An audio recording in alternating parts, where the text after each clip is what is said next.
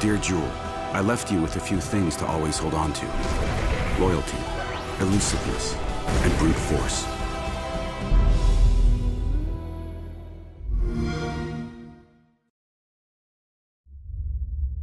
Brought to you by BioShock, The Collection. Have you ever wondered if Rapture, the underwater city from BioShock, could exist in real life? Well, I can tell you the answer, that yes, for $25 billion, it totally can. In fact, Japanese construction company Shimizu Corp has conceptual plans for an ocean spiral, an underwater spiraling city that can house up to 5,000 people almost 9 miles under the surface of the ocean. Hopefully it'll be splicer-free. But for this episode of Reality Check brought to you by BioShock The Collection, I figured that underwater cities had been done, so I started doing some blue sky thinking of my own. BioShock Infinite's Columbia was as much a main character as Booker or Elizabeth, but could this majestic city in the clouds actually exist?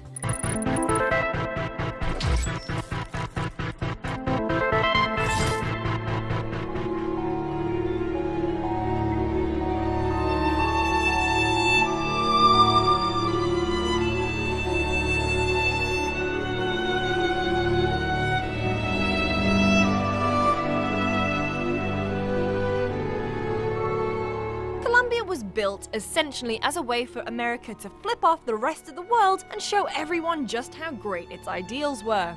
Admittedly, this monumentally backfired on them when the citizens of Columbia destroyed Beijing, seceded from the US government, and then floated away to rule itself. Obviously, Columbia would have had to have been built on the ground and make its way up to the sky somehow. Well, we know that Booker hitches a ride on a Pilgrim rocket to take him up the 15,000 feet or so needed to reach Columbia. But could a rocket be enough to lift buildings all the way up there? Nerdist science editor Kyle Hill had a crack at the maths. Turns out it's not that easy to find out just how heavy a city is, so he ran his numbers using the weight of the Empire State Building. His reasoning is that if a rocket can hold up a big building like the Empire State, it's plausible to extrapolate those findings to create a skybound city. The rocket in question is the Saturn V. Used by NASA to support the Apollo moon program back in the late 60s and early 70s, it remains the tallest, heaviest, and most powerful rocket in operation, and holds records for the heaviest payload launched, 310,000 pounds. But is it enough to lift a building? Given that the Empire State Building weighs 365,000 tons, Kyle calculated that 420 rockets would be needed just to get the building airborne. The first stage of Saturn's liftoff consumes 1.4 million pounds of refined petroleum and 3.178 million pounds of liquid oxygen. For 420 rockets, that's this incredibly long number on your screen right now, pounds worth of chemical weight. That doesn't sound sustainable or good for the environment. Okay, rockets are out, so how's about Columbia's other flotation device? The balloon! Although, I think we're going to need something a little more heavy-duty. Helium floats because at sea level its density is 0.2 kilograms per cubic meter, whereas the density of air is 1.2 kilograms per cubic meter. Maths says a cubic meter of helium can lift 1 kilogram of mass. Phil Platt, who writes Slate's Bad Astronomy blog, crunched the numbers on how much helium would be needed to raise the Empire State Building.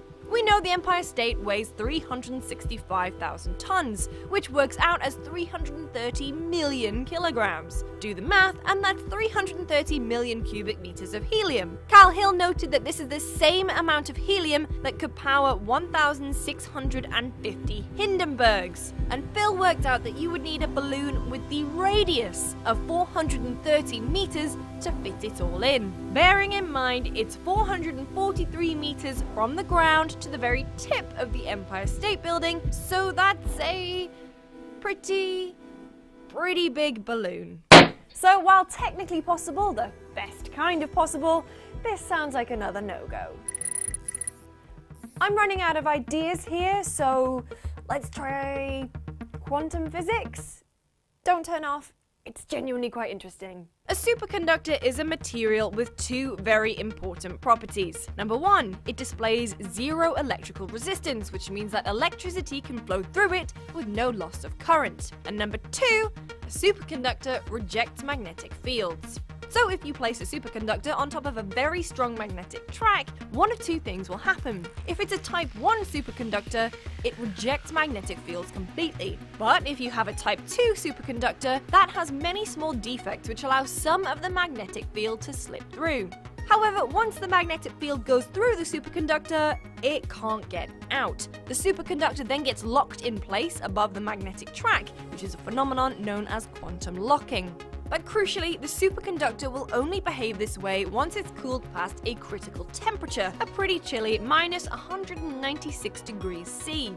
Well, I don't know about you, but I'm already foreseeing problems with making a city float this way. For starters, the land would have to be covered in super strong magnets, and the city itself would have to be constantly cooled by liquid nitrogen, making it completely unlivable. What killed the dinosaurs? The Ice Age! It might be for the best that we don't live among the clouds. We know from the game that Columbia is around 15,000 feet in the air, which is classified as very high altitude by medical experts. Now, we humans are a pretty squishy species. We're not really made for high altitudes. Exposure can lead to altitude sickness or even the potentially fatal high altitude cerebral edema. Also, it'd be cold as